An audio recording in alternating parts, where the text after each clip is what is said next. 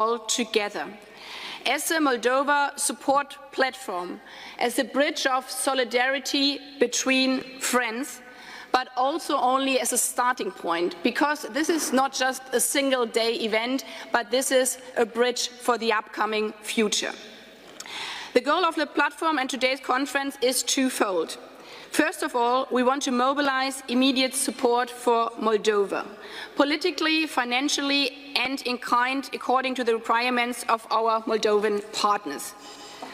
But this is not a favor to Moldova. This is about us. It's also about our security. It's about our common European peace project. It's our responsibility. This conference here today, this bridge between friends, is bigger than Moldova. It is a bridge between friends, and it is a bridge for human security and human solidarity. One crucial aspect will be to show solidarity in the relocation of Ukrainian refugees.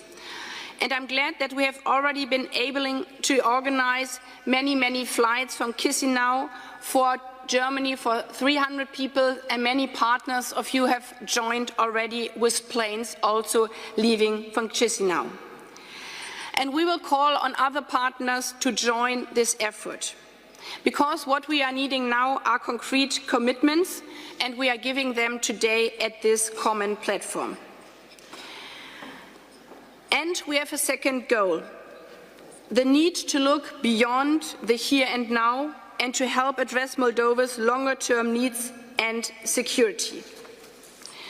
Let me be very clear on this.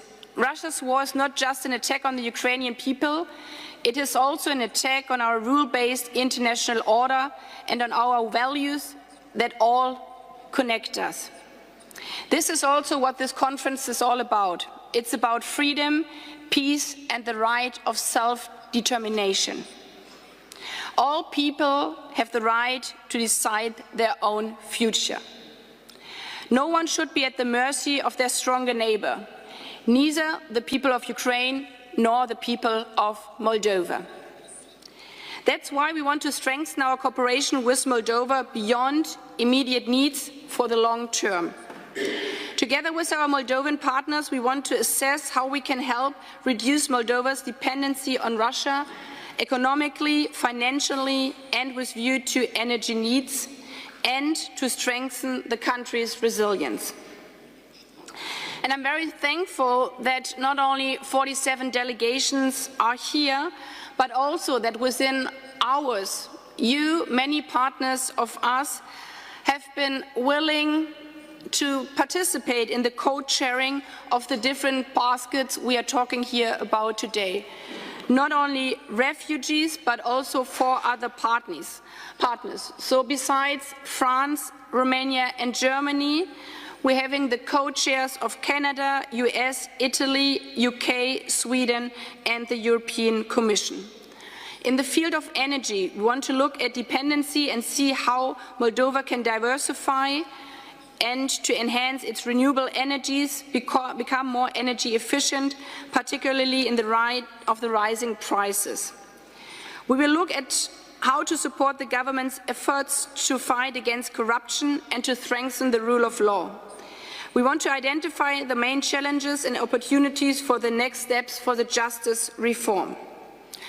Thirdly, we will look at border management, because the situation is, this has been shown the last days, again very tense. So therefore we also support with this conference border management and border control. And we will discuss how Moldova's economic resilience can be strengthened so that the government can undertake its planned reforms. To this end, and as a starting point as the chair for today's conference, we as Germany have made a unified financial loan of 50 million euros available to meet the financial needs of the Moldovan government. We have also ramped up our humanitarian assistance to the whole region with 307 million euro. This contribution will also be used to address the acute humanitarian needs in Moldova. And this afternoon, and this is what the conference is all about, we will elaborate in our contributions in the other tracks how we can support Moldova. I want to thank the co-leaders for their willingness to work on these 5 themes in close cooperation with the Moldovan government. And I'm grateful that we have crucial international organizations and international financial institutions at this table, but also on board for the upcoming month. It is clear to me that we can only respond to this crisis effectively if we act together, as friends who stand up for each other, as friends to be united, and with concrete actions, with concrete solidarity, and in those times with concrete financial support. So thanks again for all to you of being here today, and thank you especially to the Moldovan government of joining us today as a Prime Minister, as a Foreign Minister with a strong delegation here today in Berlin. And I give the word to my co-chair, Jean-Yves. Thank you for being here.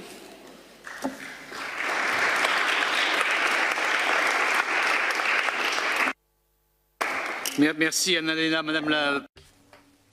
Thank you, Anna-Lena.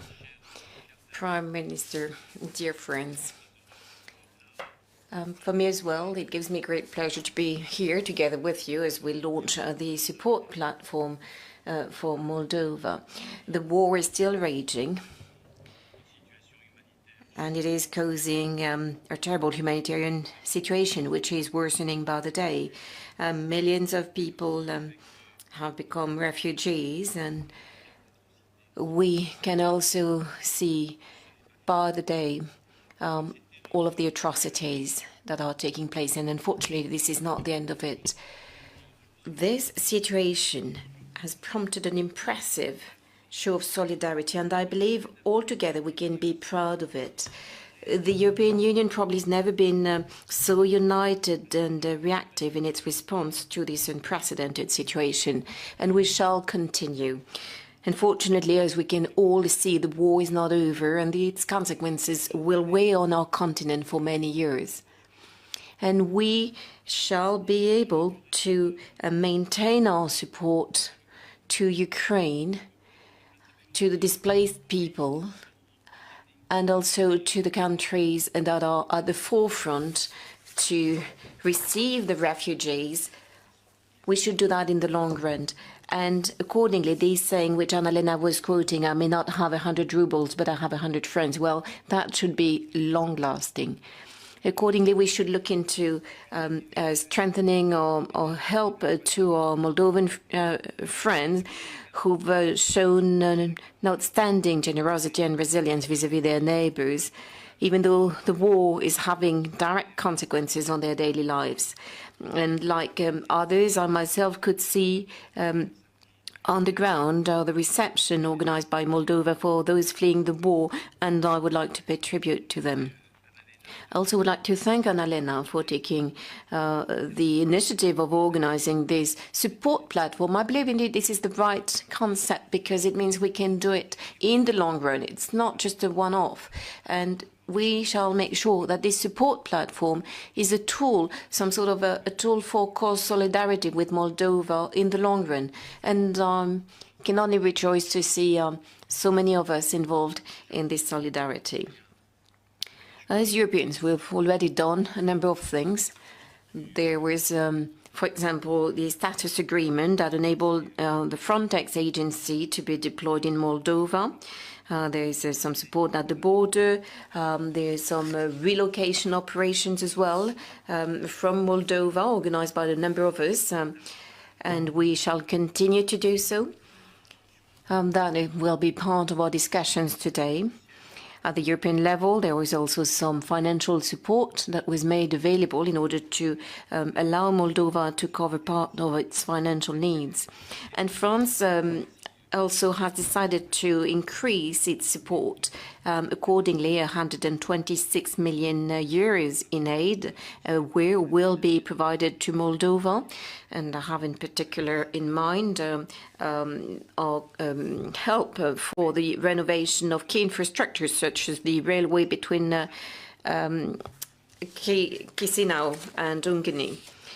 So we need to find a way for sustainable and structured assistance to Moldova to be adjusted as well to the needs as expressed by Moldova and adjusted to the absorption rhythm that will be expressed or explained to us by Moldova. But please allow me to underline something essential, which also was mentioned by Annalena, the energy issue. On this one, we will be, we've launched some specific work with our Italian colleague, Luigi Di Maio, because the energy mix of Moldova means that they are greatly dependent on Russia. And I believe we can say it together. The war in Ukraine has shed light on the necessity for the European countries to strengthen their energy security and independence. So we need to make sure that our energy supply, which are indeed of vital interest for our people and our industries, are not or do not become political leverages in the hands of countries that can abuse them against us or against our partners in the context of aggressive strategies. This is the reason why Europe has decided to overcome as soon as possible its dependency vis-à-vis Russia in the field of oil in particular. And it is also the reason why we shall help our neighbours, including Moldova, of course, to overcome this dependency, which is a strategic vulnerability. We've already been working on that, and the working group that we will be chairing with Italy will accordingly be crucial for now, but for tomorrow as well. We will have to assess the needs of Moldova and assess their as well help them strengthen their energy efficiency in the long run. This is what I meant to say by way of an introduction. So Moldova can rely on France's commitment. I believe they know on the commitment, total commitment as well of the European Union. I believe they know. And the total commitment as well of the 47 countries represented here. And I believe they're aware of that as well. And this mobilization, I believe, will be a success, not only because of our solidarity or generosity, but also because we clearly understand that we have joint interests. Your security is our security. Thank you for that. Thank you for your attention. Thank you, Jean-Yves. And now I give the floor to the other co-chair of this conference, to the Foreign Minister of Romania, dear Bogdan. The floor is yours. Thank you so much, Minister Baerbock, dear Annalena, for graciously hosting this conference here at the Federal Foreign Office. At today's landmark conference, together with you and Minister Le Drian, cher Jean-Yves, I'm honored to co-sponsor the initiative of launching the Moldova Support Platform. Dear Prime Minister Gavrilița, from the outset, allow me to convey Romania's profound appreciation for the Republic of Moldova's impressive efforts in welcoming and hosting Ukrainian refugees forced to flee their homes. Let me pay tribute to the authorities, to the citizens and organizations in the Republic of Moldova who have shown tremendous solidarity, generosity and humanity. Distinguished colleagues, Russia's invasion of Ukraine has profoundly changed the reality in the region. And the Republic of Moldova, as Ukraine's direct and most affected neighbor, is at a critical juncture and needs our support, our consistent and immediate support. As we have gathered here at this conference, we are sending a powerful message of our unwavering support for and engagement with Chisinau. And I am glad, dear Annalena, that you share my view, as we discussed just before the start of this conference, that supporting the Republic of Moldova goes beyond supporting Chisinau itself, but it means supporting the security of the region and of Europe in a larger sense. The Moldova Support Platform will allow us to adapt our assistance to the Republic of Moldova's precise needs, as well as to mobilize robust and coordinated support. And this is a strategic and enduring choice that we are making. It is strategic because the financing gap and the overlapping crisis that the Republic of Moldova is facing threaten the government's ability to continue the implementation of the reforms it has so strongly committed to. Moreover, these challenges could have political implications for the pro-European and pro-reform government in Chișinău. It is enduring because we are here for the long haul. This conference is not just a one-off event to deal with the current crisis, as severe and unexpected that may be. We are here as all-weather friends of the Republic of Moldova. We are here because we want it to succeed in its courageous journey towards a democratic, free and fair society that will be part, I am convinced, of the European family in not too distant future. Ladies and gentlemen, since autumn last year, the state budget of the Republic of Moldova has been under severe strain. Last autumn, we have witnessed a gas crisis, which was an example of how energy can be used for political purposes. After that, a new gas contract was in place, bringing about some predictability, but a costly one. The rising prices, the volatility on the international markets have drained heavily the Republic of Moldova's state coffers. On top of that, the Republic of Moldova is now confronted with a refugee crisis which is unprecedented in recent times and with the harsh economic fallout of the war in Ukraine. Hundreds of people fleeing the Russian aggression have entered the country and about 100,000 are still in the country. The government in Chișinău has to bear additional costs of more than €1 million per day. And realistically, current exceptional challenges are beyond the Republic of Moldova's institutional capacity to address them, while at the same time focusing on implementing the needed reforms, the main objective of the government. In this context, I warmly welcome yesterday's decision in ECOFIN approving the €150 million macro-financial assistance for the Republic of Moldova. And let me stress here a couple of other important steps taken over the past weeks. The synchronization of Ukraine and Republic of Moldova with continental Europe power grids, which needs to be consolidated from a technical point of view. The status agreement allowing Frontex to rapidly assist the Republic of Moldova in border management. From a humanitarian standpoint, EU and international support has been swift. However, more needs to be done, including by relocating refugees from the country. More swift, decisive and coordinated support is needed. That's why we are here today, united and determined to move to another stage our support for the Republic of Moldova. Looking around the table to all of us gathered here makes me optimistic, and I strongly believe that the initiative launched today here in Berlin will be a powerful and lasting platform. It will help address both pressing challenges but also Chișinău's medium and long-term development needs. Bilaterally, Romania is providing the Republic of Moldova with a substantial support package of grants that comprises €100 million as a project-based grants. This new package was agreed at our joint government meeting in Chișinău in February, and we are ready to receive from our partners in Chișinău proposals for development projects which we will soon start to implement. Various donations in kind, more than 70 tons, to help relieve the stress of accommodating the refugees and bolster the energy security of the country. On this last point, I mentioned a donation of fuel worth of €3.8 million. At the same time, I am pleased to announce that Romania decided to grant fresh money to support the budget of the Republic of Moldova at these critical times, a grant of €10 million. We will continue delivering substantial in-kind humanitarian assistance for the refugees in Moldova. Likewise, Romania has set up green lanes to fast-track daily transfer of people fleeing Ukraine through the Republic of Moldova directly into Romania. And the aim is to help refugees while avoiding putting more pressure on an already overstretched infrastructure in your country. Let me share with you some of Romania's thoughts on several key priorities that we need to focus on the longer term in support of the government in Chișinău. These are actually conclusions we have reached together with our friends in Chișinău during the intense bilateral dialogue we had over the past month. First, a robust financial assistance is essential to help the authorities cope with the energy crisis, stabilize public finances, and support the current government's objectives to implement reforms, strengthen the rule of law, modernize public institutions, and sustain the standard of living. Second, on energy security, there is a wide agenda in front of us.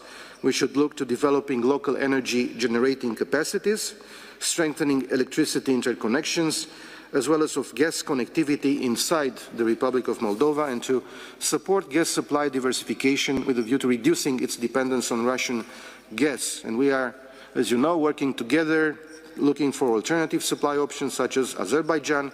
We will also host in our own storage capacities gas belonging to the Republic of Moldova, and we are considering to build a Moldovan gas storage capacity on the Romanian territory. In any scenario, the recently finalized Iași-Chișinău pipeline, gas pipeline, will play a central role. Third, in order to bolster and advance the reform agenda, I propose a very simple and effective solution to set up a Moldova support group within the European Commission that would bring together staff from different policy areas, which is mirroring in structure but not in size the similar group on Ukraine, which was already created. EU and EU overall assistance for the Republic of Moldova is important, so we would have an aggregate effort to support achieving the long-term objectives of Chișinău. Romania believes that it is also the high time for a clear recognition and advancement of the Republic of Moldova's European perspective, not just because of the current exceptional circumstances, but also because of the clear commitment and strong, consistent reform drive of the government in Chișinău, which is not circumstantial, but rooted down in Chișinău's firm political will and in the solid popular support for the European choice within the Republic of Moldova. We know from our own experience that this is a first step in a long process, but we know also from our own experience that we need to take this step now if we really want to maintain credibility, prove once more that the transformative power of the European project is working, and at the end of the day, to give the reform-minded government in Chișinău the chance it deserves. Finally, allow me to announce Romania's intention to co-host in Bucharest the next ministerial conference of the Moldova Support Platform. The platform has taken shape today here in Berlin, and I think it is up to all of us to make the most of it. Thank you. Thanks a lot, Bogdan. And now I give the floor to the Prime Minister of Moldova, Natalie Gavrilitsya. Welcome again, and thanks for being here. The floor is yours. Excellencies, dear ministers, dear Annalena, dear Jean-Yves, dear Bogdan, first of all, let me thank you for hosting this conference at such a short notice, but with a long-term commitment. We are very grateful for the initiative of Germany, France, and Romania to organize this unprecedented donors conference here in Berlin, and we are also very grateful for the high-level participation and the friendship that we are seeing here. It is truly unfortunate that we have to meet today under such tragic circumstances. We were planning a donors conference on our needs for partners in reforms for the long-term development of Moldova, for the transformation of Moldova along the path to European integration. But now we are in different circumstances. The war against Ukraine has brought death, pain, and destruction. There is absolutely no gain from destroying families, displacing millions of people, and killing the hope for a better future for the youth. I think no one thought that in 2022, a peaceful country would have to face a full-scale military invasion of a dimension not seen since the Second World War. The Republic of Moldova strongly condemns this military attack, and we stand united with Ukraine and the Ukrainian people in their hour of need. From the very onset of the invasion of our neighbor, we have done everything in our power to help people fleeing from the war. As of today, more than 390,000 refugees from Ukraine have entered our country through the eastern border. About 100,000 people are still in the Republic of Moldova, and almost half of them are children. The number of refugees staying represents almost 4% of our population. And there are significant uncertainties, and we have to remain vigilant, and we have to have contingency plans in case the situation changes. Despite our limited resources, thanks to an unprecedented mobilization of the Moldovan society, ranging from state institutions to volunteers, non-governmental organizations, the business community, we were able to provide refugees with decent conditions and very good services. Coping with this influx is one of the biggest challenges any Moldovan government has faced over the last 3 decades. And this comes on top of the existing crises. Even before the war began, we had been battling the consequences of the COVID-19 pandemic, which were further exacerbated by the severe energy crisis that we have had, and then, of course, the skyrocketing energy prices and inflation. I know that this is a situation faced by many countries in Europe and around the world right now, but our resilience is different. The level of impact is different. Even before the war, the cost of gas for Moldovan citizens had risen by 360%. And already prior to the invasion, inflation had reached 18%. So, you know, a quarter of the Moldovan households spend a quarter of their earnings on energy. So in most of your countries, that would make them highly vulnerable in terms of their energy needs. And poverty is already almost at 30% in Moldova, and this further deterioration of the purchasing power of the Moldovan people creates significant risks for social cohesion.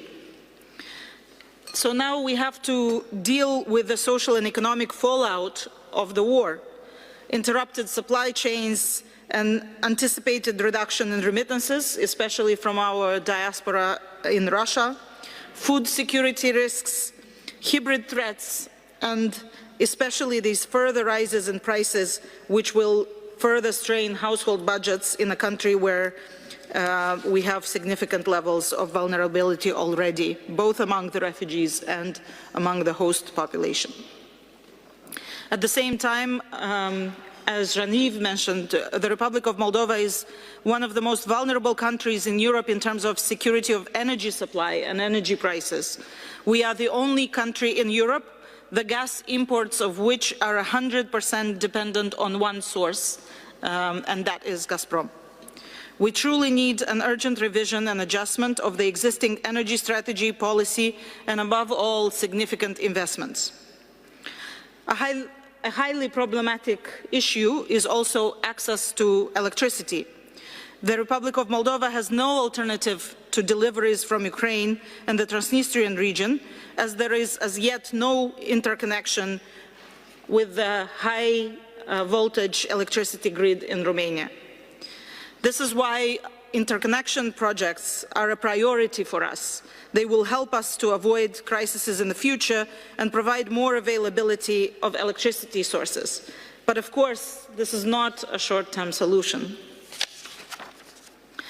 Our macroeconomic analysis indicates that the war in Ukraine will result in a considerable GDP decrease compared to business as usual scenario. And even with the additional financing that we are already seeking from the IMF and the World Bank and the macro-financial assistance that was approved by the European Union, this will not suffice to cover the financing gap for 2022 and 2023. And on top of that, all the countries here have ramped up their debt to deal with the COVID crisis, so has Moldova. And so even though our external debt is not that high, but our debt sustainability analysis indicates that Moldova is close to the safe borrowing limits, both because of challenges in refinancing the internal debt and the exchange rate risk of the external debt. So if I sum it up, I think it's very clear that Moldova is the most vulnerable among Ukraine's neighbors, and we don't even have a security umbrella to rely on. So today, Moldovan government needs good friends and reliable partners. And some support can come quickly and is a matter of decision taken together. I think that we are all concerned about logistics chains and how they have changed. So, we are working with many countries in terms of liberalization of transport authorization and facilitation of trade routes, which will help everyone to maintain the trade. At the same time, we think that removing the quotas for the export of Moldovan agricultural goods would be a very strong sign of support when we have to reorient our exports from Russia to other markets. We have already discussed this within the European Union. It is now up to member states, but Moldova cannot make a huge impact on the European market. At the same time, this opening will be a huge signal for a reorientation of our producers. At the same time, as Bogdan mentioned, we do need financial support. We are in need of a sizable increase of grant support to the budget. This budget support is particularly important in light of challenges for quick absorption of funds in the short term.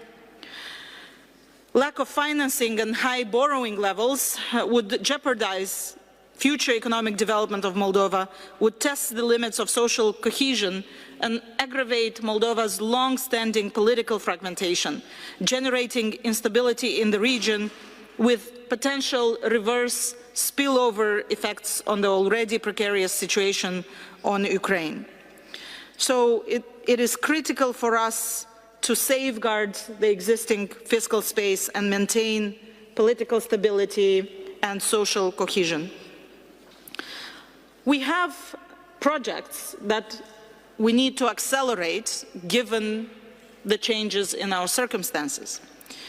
We have ideas about key interventions to ensure stability and reduce sectorial risks, for example, in energy efficiency and energy supply security, financing the private sector, especially small and medium enterprises, ensuring food security, building resilience against hybrid threats, and enhancing social resilience. We are ready to implement these projects together with our partners. It is precisely this word resilience that we are seeking to achieve together. In terms of our energy security, massive investments and robust measures for energy efficiency projects in public buildings, residential buildings, and industry will be required. And through more extended use of renewable energy resources, we will not only be able to reduce our vulnerability, but also be able to provide a key contribution to a cleaner environment and to the green transition. We have to make sure that we are no longer dependent on volatile supply chains, logistics networks, and export markets in the agricultural sector. Consolidating food security is therefore also very high on our agenda.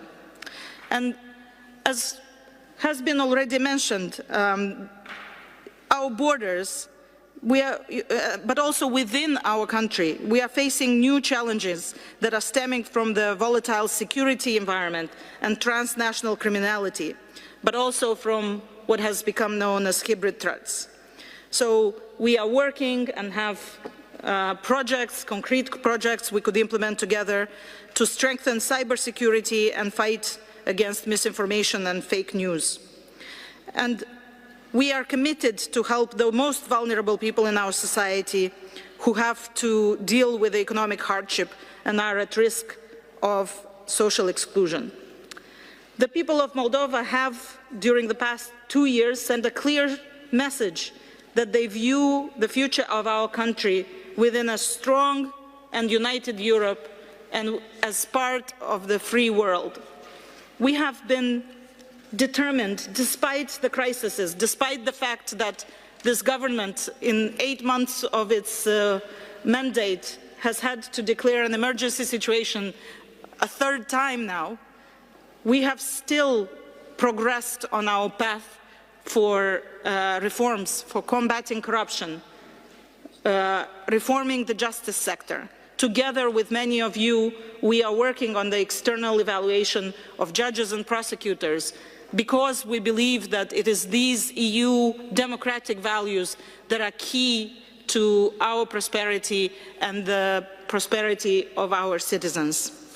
So it is the responsibility of the government that I have the honor to lead to deliver on the promise that we have made when we asked for people's trust, that we are going to modernize our state, fight against corruption, create economic opportunities, and raise living standards, and in doing so, bring the Republic of Moldova closer to our aspiration to become a full member of the European Union.